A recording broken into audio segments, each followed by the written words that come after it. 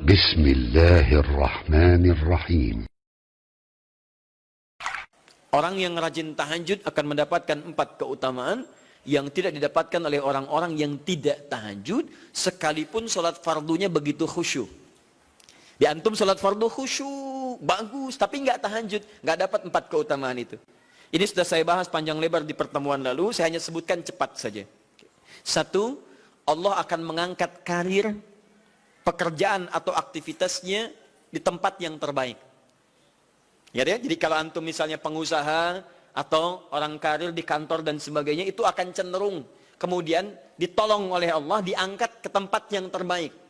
Terbaik itu tidak harus puncak yang paling tinggi, direktur tidak misalnya. Tapi tempat yang bisa membuat nyaman hidup Anda, sholat bisa nyaman, bergaul juga nyaman, dan tenang kehidupannya. Mungkin level Anda nggak sampai puncak ya direktur utama, mungkin direktur 1, 2 gitu ya.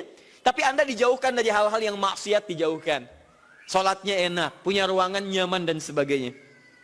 2, Allah akan bimbing setiap ahli tahajud. Allah akan bimbing sehingga menjalani awal pekerjaannya dengan begitu mudah. Wa rabbi adkhilni mudkhalas sidqin. Ya Allah, tolong bimbing saya supaya mengawali pekerjaan dengan cara yang benar. 3, awas hati-hati. Anda memang posisi tinggi, sekarang dapat proyek. Apakah setiap yang dapat proyek menjalani pekerjaannya dengan benar? Belum tentu. Jangan tinggi-tinggilah. Maaf ya, apakah orang tua yang sekarang menyekolahkan anaknya ke tempat belajar, menjalani awalnya dengan benar? Hati-hati ya Bu ya, Pak. Bapak Ibu menyekolahkan anak dengan awal yang salah, maka memberikan jalan keburukan ketika dia belajar. Saya katakan jangan pernah Anda masukkan anak Anda ke sekolah dengan menyogok. Bayar sekian supaya masuk, menyalahi aturan. Kalau awalnya sudah salah, bagaimana anak Anda bisa belajar dengan benar? Mustahil mendapatkan sesuatu yang tidak baik. Yang baik itu mustahil didapatkan.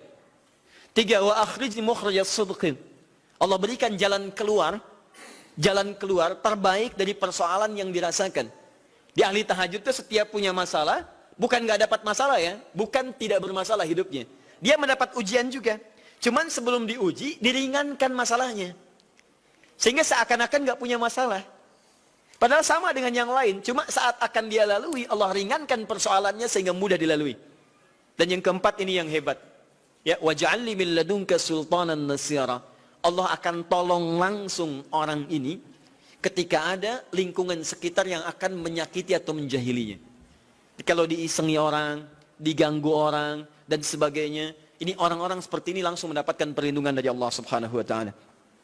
Ada satu kali, ini kisah nyata, seorang saleh, ahli tahajud, sampai saking ahli tahajudnya tidak ingin meninggalkan kebiasaan ini. Ini sangat nyata kisahnya dan tidak mengarang. Satu kali Pak, kemudian malam-malam dia perjalanan dengan rombongan.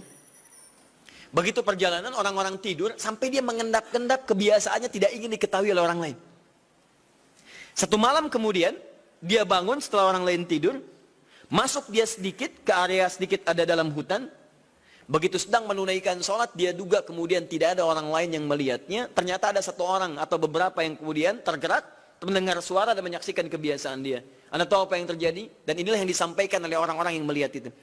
Begitu sedang sholat, teman-teman sekalian, tiba-tiba baru bertakbir malamnya, lompatlah dikisahkan seekor harimau di depannya. Dalam keadaan yang sudah lapar.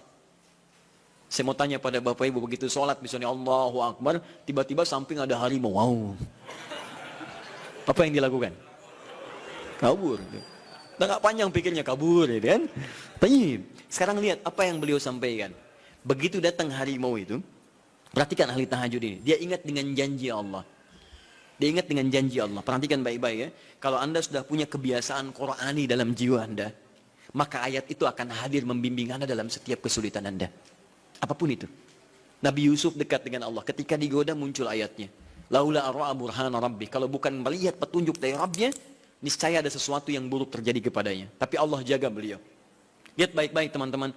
Begitu melompat harimau itu, kemudian dia katakan dalam jiwanya. Lihat kalimatnya. Ya khalqallah. Hei makhluk Allah. Dia tidak katakan ya namar, hei harimau, tidak. Kalau disebutkan harimaunya, menunjuk pada zatnya. Tapi dia lekatkan makhluk ini kepada penciptanya. Hei makhluk Allah. Ya khalqallah, hei makhluk Allah. Jika saya memang rizki yang telah Allah tetapkan untukmu pada saat ini, maka saya ridho untuk engkau makan, silakan. Tidak ada masalah. Kalau Allah tetapkan saya sebagai rizki untukmu pada saat ini, silahkan. Tapi kalau saya bukan menjadi rizki yang telah Allah tetapkan untukmu pada saat ini, maka jangan coba-coba ganggu ibadahku hari ini. Lihat kalimatnya, bukan jangan makan aku. Ingat, bukan jangan makan aku. Jangan coba-coba ganggu ibadahku saat ini. Atau aku akan mohonkan pada Allah penciptamu untuk menghancurkan engkau saat ini juga. Perhatikan, dia minta jangan ganggu tahajudnya, bukan jangan makan dirinya. Apa yang terjadi ketika dikaitkan dengan ayat perlindungan tentang tahajudnya, maka tiba-tiba harimau ini pergi meninggalkannya, mengaum sekali langsung pergi. Anda bisa bayangkan, bisa nggak malam-malam begitu Anda sholat, tiba-tiba ada nyamuk misalnya kan banyak tuh, begitu Anda mulai disengat oleh nyamuk, diambil Anda katakan, hei nyamuk, kalau ini memang rizki yang telah Allah tetapkan untukmu saat ini, sedot sebanyak-banyaknya, saya ikhlas. Tapi kalau bukan, jangan coba-coba ganggu saya. Atau saya mohonkan kepada Allah pencipta untuk menghancurkan kau saat ini juga. Masya Allah. Kira-kira apa reaksi nyamuk? Makin banyak kayaknya. Coba cek. Berarti chemistry-nya harus lebih dibangun lagi. Tingkatkan. Itu waj'alni min ladunka sultanan nasira.